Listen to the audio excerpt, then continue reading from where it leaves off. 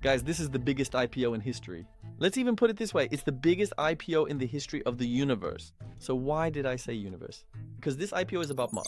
It's not just about the world. Now, you're probably familiar with the term IPO from the stock market, but what do crypto enthusiasts mostly know it as? Pre-sale. Because he participated in pre-sales for years, he made a lot of good money in the past. So crypto enthusiasts love pre-sales, but this time this pre-sale is really hitting the crypto crowd hard. It truly devastated the market. I'll explain the details in this video. Why did this ruin the market? Is there a way for you to participate in these kinds of pre-sales? We'll talk about all of this. Let's get into our video.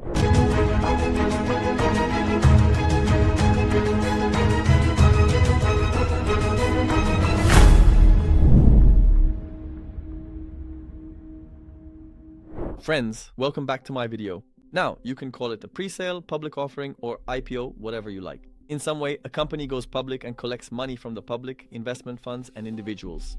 This is called a public offering, especially in stock market terminology, and it also happens from time to time in America. But this year is a very different year. Google raised $80 billion in equity. Then this week, SpaceX's pre-sale public offering is taking place. They're raising $75 billion. Anthropic and OpenAI will also go public this year, and they too will raise more than $100 billion. So for years, really for years, while borrowing at high interest rates both here and around the world, including in America, on top of that, these crazy companies are going public.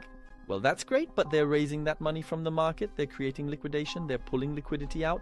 They're pulling out a very significant amount of money, and in total, each of them is surpassing almost $1 trillion in total diluted market value. So what does that mean? What does it mean for us? It means this. For example, someone says, I had $5,000 worth of Bitcoin, but I really want to participate in the SpaceX IPO. It's very valuable to me. I think it's going to go really far, he says. He sells his $5,000 worth of Bitcoin and goes to participate in the SpaceX pre-sale. Or let's say this person has Microsoft shares, he sells Microsoft and goes to participate in these pre-sales, in IPOs. This also pulls massive liquidity out of the market. These three big companies, SpaceX, Anthropic, and OpenAI. Now, before this, I made a lot of pre-sale videos for you, and there we said, let's check if the price is good. Let's take a look at the price here as well. Is SpaceX's price good, bad, or okay? Friends, for the IPO, the price per share was set at $135. Let me put it in terms you'll understand. It's like a pre-sale price per coin. One coin is $135. So how many coins are there? In other words, how many shares are there? There are a total of 555 million shares. This means that just from this IPO, they're pulling a total of $75 billion from the market, which is a huge amount of money. So in a situation where people are already struggling due to high interest rates, where there's no liquidity in the market and liquid assets are scarce, $75 billion is being drained. Google is pulling in $80 billion. There's Anthropic, there's OpenAI. Man, we already need money. I mean, we need liquid cash. Now, in that market, those with cash are really struggling. There was a video by Özgür Demirtaş called Cash is King. People got really mad at him. Why? Because he said cash is king at a time when interest rates were low in Turkey. But in that video, that's not what he's talking about. He's explaining something else. There are certain periods in the world when cash is king.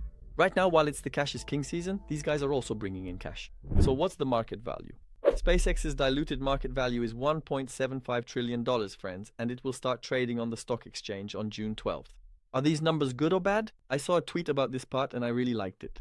There's something called the Elon multiplier, and in the tweet you'll learn what it is, which I'll also explain. When investing in a product, there's a guide to help you understand whether the price is good or bad, friends. Now, the revenue you see on the screen refers to annual gross income, and it's earning $18 billion. The company's operational profit is $6.5 billion, friends. So revenue and profit. The profit is $6.5 billion, and the ratio of these two is called efficiency. The company operates at 35% efficiency. Now here, friends, there's a multiplier of 26.6. This multiplier is as follows. When calculating the company's valuation, this is what's done. Operational profit is multiplied by an index. For aviation companies, they say this multiplier is 10 or 15, but let's say this is an aggressive company. In other words, let's assume it can achieve the highest possible profit. He says, let's multiply it by 26, and says that the value of this company, its valuation, should have been the $175 billion we just mentioned. But he adds one more multiplier. He calls this the Elon magic coefficient. You know, that magical quality of Elon. If Elon is involved, the market goes somewhere. Then he multiplies this by 10, does it 10 times. So, just because it's Elon, he gives it 10 times the value it actually deserves. Actually, he's being ironic here, making fun of it, showing that the market behaves this way, and that's how he arrives at $1.75 trillion. So actually, according to this math, while this company should be valued at $130 billion, they are gathering assets worth $75 billion. In other words, it appears to be much more money than it actually deserves. But now some things in the world are changing. We can't use traditional methods anymore. We can't use the same ratios that Warren Buffett still uses. For example, friends, you can look here and understand. What does Anthropic's valuation say? $965 billion. Apple is at $3.2 trillion, and in between, Apple appears to be about 3 times more valuable. Anthropic's annual revenue is $9 billion, while Apple's annual revenue is $391 billion. So while Apple's revenue is 43 times that of Anthropic, there's only a 2.5 times difference in market valuation. It's about 2.5 times as much. So then everyone says this: AI is a bubble.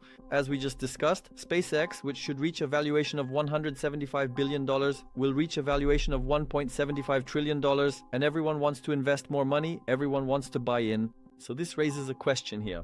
Is AI a bubble? But what I want to say is this. The people investing here aren't coming in based on things they've overheard in a cafe or at the corner of a coffee house. These are smart money investors. They are massive investment funds with hundreds or thousands of employees. They also use artificial intelligence.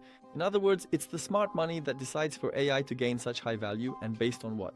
They are making a move for the future. So yes, if we compare today, Apple might be generating much higher revenue. But smart money says the future is in artificial intelligence. And today, when we invest in these AI companies, SpaceX is actually an AI company as well. We are making decisions based on the future value. Why is SpaceX considered artificial intelligence? Because this guy isn't just thinking about moving to Mars. He says, let's set up data centers on the moon or on nearby planets and satellites.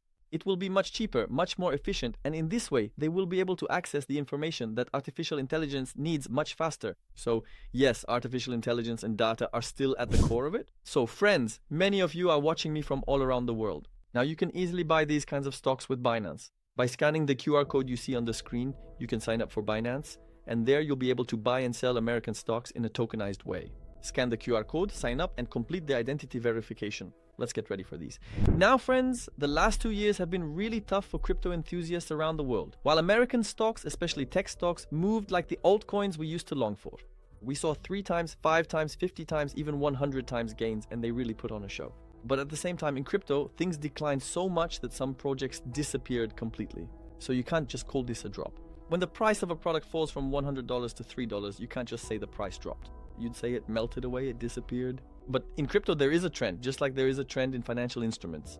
So this draws liquidity, but then this liquidity will flow back into other instruments, and when interest rates fall, many products will become valuable again.